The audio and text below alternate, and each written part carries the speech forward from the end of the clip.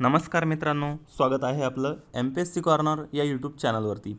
मित्रांनो, ह्या व्हिडिओमध्ये आपण आज 5 मे ते 15 मे या दरम्यानच्या अतिशय महत्त्वाच्या चालू घडामोडींबद्दल जाणून घेणार आहोत. तर सुरू करूयात. मित्रांनो, पहिली न्यूज आहे संयुक्त राष्ट्रामध्ये एक महत्त्वाची नेमणूक झाली त्यासंबंधी.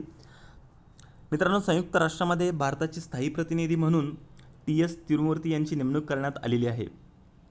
TS तिरुमूर्ती हे सध्या परराष्ट्र मंत्रालयामध्ये सचिव पदावरती काम करत आहेत. भारतीय परराष्ट्र सेवेच्या 1985च्या बॅचचे ते अधिकारी आहेत. मित्रांनो, एक गोष्ट लक्षात घ्या की TS तिरुमूर्ती हे सध्याचे जे परमनंट रिप्रेझेंटेटिव्ह आहेत युनायटेड नेशनमध्ये सय्यद अकबरुद्दीन यांची ते जागा घेणार आहेत. आपल्याला माहीतच असेल की सय्यद अकबरुद्दीन यांनी परराष्ट्र मंत्रालयामध्ये प्रवक्ता म्हणून देखील काम केलेलं आहे आणि ते त्यानंतर युनायटेड नेशनमध्ये ॲज अ परमनंट रिप्रेझेंटेटिव्ह म्हणून काम बघत आहेत. मित्रांनो, परराष्ट्र मंत्रालयाच्या मुख्यालयामध्ये आर्थिक प्रकरणांचे सचिव म्हणून तिरुमूर्ती काम करतात. याशिवाय सरकारकडून अन्य महत्त्वाच्या नेमणुका देखील आता करण्यात आलेल्या आहेत. तर यामध्ये प्रमुख नेमणुका आपण बघूयात. नम्रता एस कुमार यांची स्लोवेनियामध्ये पुढच्या राजदूत म्हणून नेमणूक करण्यात आलेली आहे. तर याशिवाय जयदीप मुजुमदार यांची देखील ऑस्ट्रियामध्ये नवे राजदूत म्हणून नेमणूक करण्यात आलेली आहे. याशिवाय जे संयुक्त सचिव आहेत दीपक मित्तल यांना कतारमध्ये भारताचे राजदूत म्हणून नियुक्त करण्यात आलं आहे.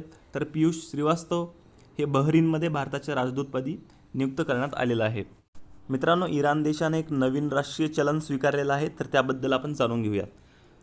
मित्रांनो, इराणी रियाल हे त्यांचं जे पूर्वीचं चलन होतं तर ते आता बदलून त्याऐवजी इराणी तोमान हे नवीन अधिकृत चलन स्वीकारलेलं आहे.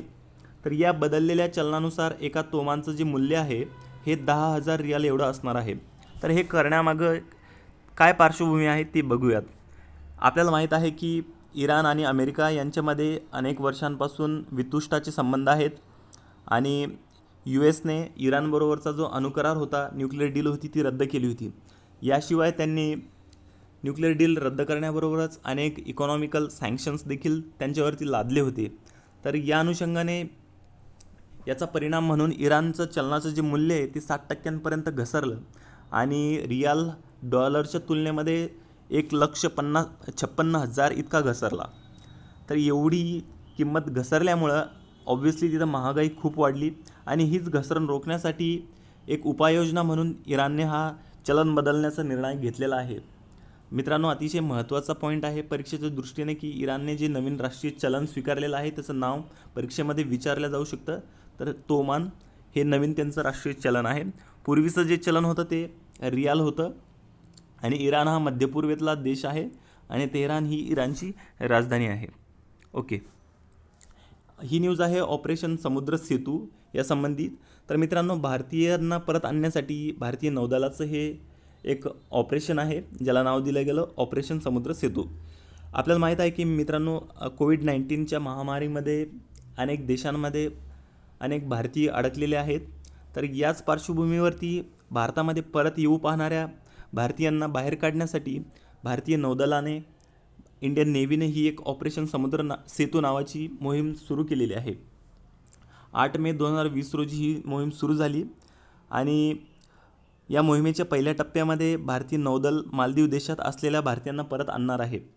मित्रांनो, मालदीवमधून एकूण 1,000 व्यक्ती हलवण्याची ही योजना आहे. तर या ऑपरेशन समुद्र सेतूबद्दल काही महत्त्वाच्या ठळक बाबी आहेत ते आपण बघूयात. मित्रांनो, या मोहिमेमध्ये नौदलाचे INS जलस्व आणि INS मगर ही 2 जहाजे मालदीवकडे पाठवण्यात आलेली आहेत. मित्रांनो, INS जलस्व आणि INS मगर ह्या 2 नौका हे दोन जहाजं मालदीवकडे पाठवण्यात आलेलं आहेत. लोकांना परत आणून केरळच्या कोची येथे शहरात उतरवण्यात येणार आहेत आणि तिथं त्यांना विलगीकरणासाठी राज्य अधिकाऱ्यांच्या देखरेखीखाली देखील ठेवण्यात येणार आहे. मित्रांनो, मालदीववरून केरळमध्ये कोचीमध्ये त्यांना उतरवण्यात येणार आहे आणि तिथं त्यांना विलगीकरण करण्यासाठी राज्य अधिकाऱ्यांच्या देखरेखीखाली ठेवण्यात येणार आहे. मित्रांनो, ही सर्व मोहीम जी आहे ती अनेक मंत्रालयांच्या कोऑर्डिनेशनमधून करण्यात येणार आहे. तर यामध्ये सर्वात महत्त्वाचं मंत्रालय म्हणजे संरक्षण मंत्रालय, त्याशिवाय परराष्ट्र कल्याण मंत्रालय, गृह मंत्रालय, आरोग्य मंत्रालय आणि इतर केंद्र आणि राज्य सरकारांच्या संस्थांच्या समन्वयाने हे सगळं ऑपरेशन समुद्र सेतू चालवण्यात येणार आहे. मित्रांनो, मूडीज या आंतरराष्ट्रीय मानांकन संस्थेनं भारतीय अर्थव्यवस्थेबद्दल काही प्रेडिक्शन केलेलं आहे. तर त्यांच्या एक लेटेस्ट अहवालामध्ये त्यांनी असं म्हटलं की कोरोनामुळं जी यंदाचं आर्थिक वर्ष आहे यामध्ये भारतीय अर्थव्यवस्थेची जी वाढ आहे ती 0% राहील, अशा प्रकारचं त्यांनी भाकीत वर्तवलं आहे. तर त्यांनी असं म्हटलं की लॉकडाऊनमुळं भारतीय अर्थव्यवस्थेची ही मोठ्या प्रमाणात पडझड होईल. 2020-21मध्ये भारतीय अर्थव्यवस्थेची वाढ 0%वरती राहील, परंतु 2021 आणि 22मध्ये इंडियन इकॉनॉमी परत उभारी घेईल असा अंदाज मूडीजनं व्यक्त केलेला आहे. मित्रांनो, 2022मध्ये भारतीय अर्थव्यवस्थेमध्ये सुधारणा होऊन वाढ 6.6% जाईल असं देखील मूडीजनं म्हटलेलं आहे. यापूर्वी मित्रांनो, फिच ही जी एक आंतरराष्ट्रीय मानांकन संस्था आहे त्यांनी देखील भारतीय अर्थव्यवस्थेबद्दल असंच मत काहीसं व्यक्त केलं होतं आणि या दोन्हीही मानांकन संस्थेच्या या प्रेडिक्शननुसार भारतीय अर्थव्यवस्था चिंताजनक अवस्थेत आहे असंच आपल्याला दिसून येतं. ही न्यूज आहे युनिसेफच्या लॉस्ट ॲट होम या अहवालाबद्दल. मित्रांनो, युनिसेफ अर्थात युनायटेड नेशन्स चिल्ड्रन फंड यांनी एक अहवाल जारी केला लोकांच्या विस्थापनाबाबत. तर त्याचं नाव आहे लॉस्ट ॲट होम. मित्रांनो, परीक्षेच्या दृष्टीनं नाव महत्त्वाचं आहे, लॉस्ट ॲट होम. यामध्ये या संस्थेनं स्थानिक आणि जागतिक पातळीवरती जे लोकांचं विस्थापन झालं त्यासंबंधीचा अहवाल प्रकाशित केला. तर त्यातील काही ठळक बाबी आपण बघूयात. तर त्यांच्या रिपोर्टनुसार 2019मध्ये जवळपास जगभरामध्ये 33 दशलक्ष अर्थात जवळपास 3.3 करोड लोकांनी विस्थापन केलं. त्यापैकी 25 दशलक्ष हे नॅचरल कॅलॅमिटीज म्हणजे नैसर्गिक संकटामुळं, तर 8.5 दशलक्ष हे संघर्ष आणि हिंसाचारामुळे झालेलं आहे. म्हणजे जवळपास 25 दशलक्ष नैसर्गिक संकटामुळं आणि 8.5 हे संघर्ष आणि हिंसाचारामुळं विस्थापन झालेलं आहे असं या अहवालात म्हटलेलं आहे. तर यामध्ये 33 मिलियनमध्ये 12 मिलियन हे बालकं आहेत असं त्यांचं म्हणणं आहे. 2019मध्ये पूर्व आशिया आणि प्रशांत क्षेत्रात सर्वाधिक स्थलांतर झाले आहे. त्याचे प्रमाण एकूण जागतिक प्रमाणाचे 39% होतं. तर सर्वात जास्त जे स्थलांतर झालं ते ईस्ट एशियामध्ये आणि पॅसिफिक एरियामध्ये झालेलं आहे. आणि ही जर फिगर बघितली तर ती 10 मिलियन एवढी होती. दक्षिण आशियामध्ये जवळपास 9.5 मिलियन लोकांनी स्थलांतरण केलेले आहे.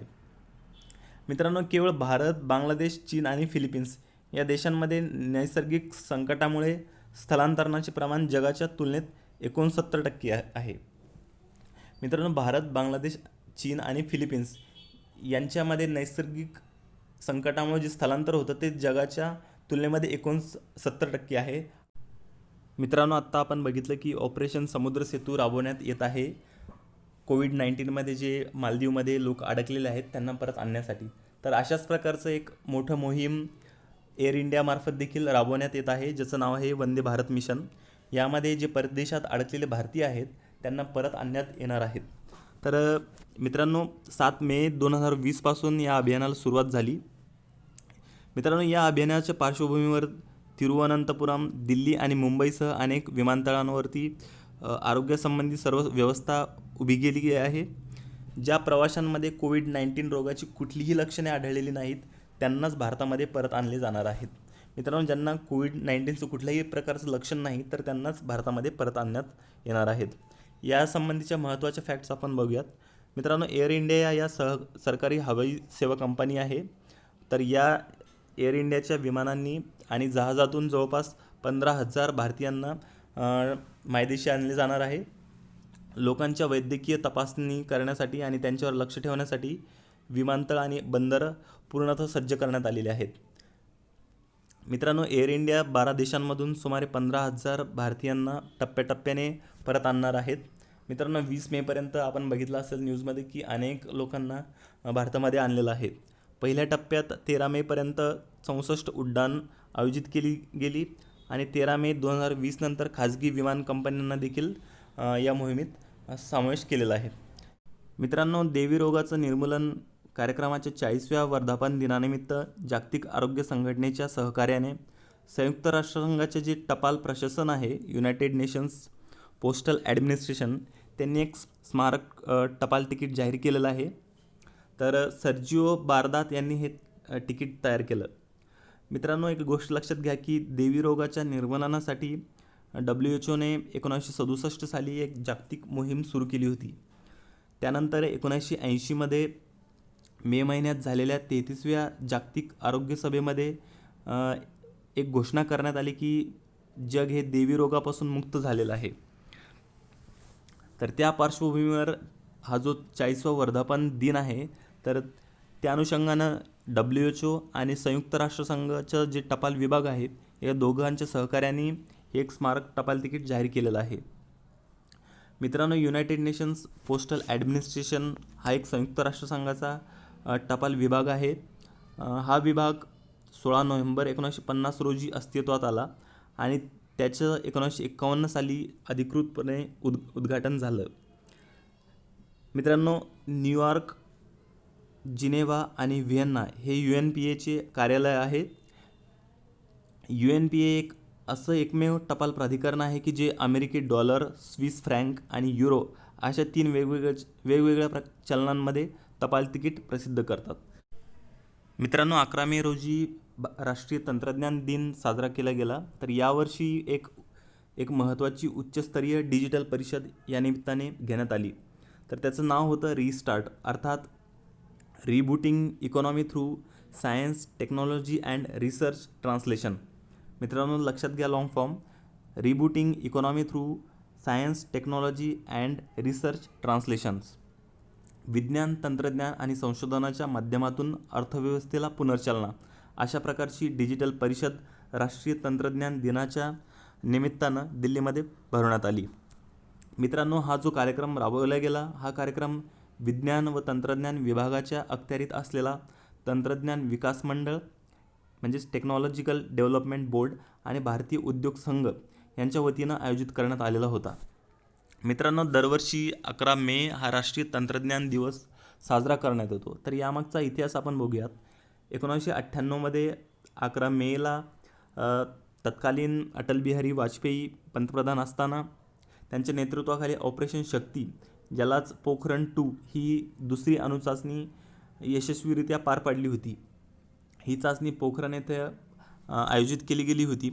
याशिवाय दुसरी महत्त्वाची तंत्रज्ञानाच्या दृष्टीनं गोष्ट म्हणजे 11 मे 1998 रोजीच हंसा 3 या पहिल्या स्वदेशी विमानाची देखील बेंगळूरमध्ये चाचणी घेण्यात आली. तर या दोन्ही गोष्टी अतिशय महत्त्वाच्या असल्यानं या ऐतिहासिक घटनांच्या स्मरणार्थ भारतामध्ये 11 मेला दरवर्षी राष्ट्रीय तंत्रज्ञान दिवस साजरा केला जातो.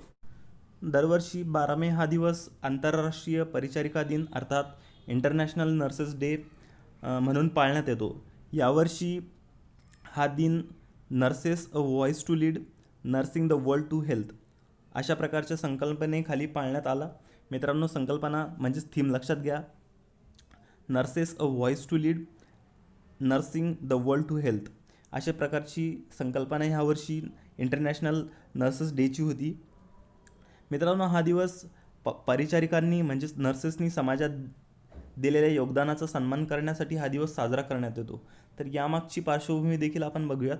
1854 साली जे युद्ध झालं, क्रिमियन युद्ध, तर त्यामध्ये अनेक जखमी सैनिकांना मलमपट्टी करीत फिरणाऱ्या आणि आधुनिक परिचर्येचा पाया घालणाऱ्या फ्लॉरेन्स नायटिंगेल यांचा जन्मदिवस आंतरराष्ट्रीय परिचारिका दिन म्हणून साजरा केला जातो. मित्रांनो, फ्लॉरेन्स नायटिंगेल या ब्रिटिश वंशाच्या होत्या आणि त्यांना आधुनिक सुश्रुषा शास्त्राची म्हणजे नर्सिंगची संस्थापिका देखील मानण्यात येतं. 1965 साली आंतरराष्ट्रीय परिचारिका परिषद तर्फे पहिल्यांदा हा दिवस साजरा करण्यात आला. 1974 साली 12 मे रोजी आंतरराष्ट्रीय परिचारिका दिन पाळण्याची घोषणा केली गेली. मित्रांनो, 1974ला हा दिवस पाळण्याची घोषणा करण्यात आली. या दिवशी भारत सरकारतर्फे फ्लॉरेन्स नायटिंगेल हा पुरस्कार देखील दिला जातो. 50,000 रुपये रोख, प्रमाणपत्र आणि पदक असे या पुरस्काराचं स्वरूप आहे. मित्रांनो, आपण आत्ता बघितलं की ऑपरेशन समुद्र सेतू आणि वंदे भारत अशा प्रकारचं मोहीम भारत सरकार राबवत आहे, जी अनेक भारतीय विविध देशांमध्ये अडकलेले आहेत त्यांना परत आणण्यासाठी. यासोबतच भारत सरकार कोविड-19मध्ये अनेक देश संकटाचा सामना करत आहेत, त्यांना मदत करण्यासाठी देखील पुढं आलेलं आहे. तर या अंतर्गत मिशन सागरमार्फत क्षेत्रीय जे मित्रराष्ट्र आहेत त्यांच्या मदतीसाठी भारत सरकारने ही मोहीम सुरू केलेली आहे. तर त्याचाच एक भाग म्हणून मिशन सागर अंतर्गत भारतीय नौदलाने INS केसरी हे जहाज पाठवलेलं आहे, ज्यामध्ये अन्न, आवश्यक औषधी इत्यादी मदत सामुग्री पुरवण्यात येत आहे. तर यामध्ये मालदीव, मॉरिशस, सेशेल्स, मॅडागास्कर आणि कोमोरस या सर्व देशांना मदत पुरवण्यासाठी हे जहाज 10 मे 2020 रोजी रवाना झालेलं आहे. मित्रांनो, या जहाजामधून अन्नसामुग्री, कोविड-19 महामारीवरती उपयोगी ठरत असलेल्या हायड्रॉक्सिक्लोरोक्विन औषधाच्या गोळ्या आणि इतरही आयुर्वेदिक औषधं यामार्फत आपण त्या देशांना पुरवत आहोत. मित्रांनो, हे अभियान भारत सरकारने 2015 साली आरंभ केलेल्या सागर कार्यक्रमाचाच एक भाग आहे. सागर कार्यक्रम काय तर security and growth for all in the region. तर सागर कार्यक्रमाचाच हा भाग आहे. मित्रांनो, कोविड-19 महामारीच्या काळामध्ये क्षेत्रीय देशांना आवश्यक असणारी मदत करून आपले संबंध अधिक मजबूत करण्यासाठी मिशन सागर राबवण्यात येत आहे.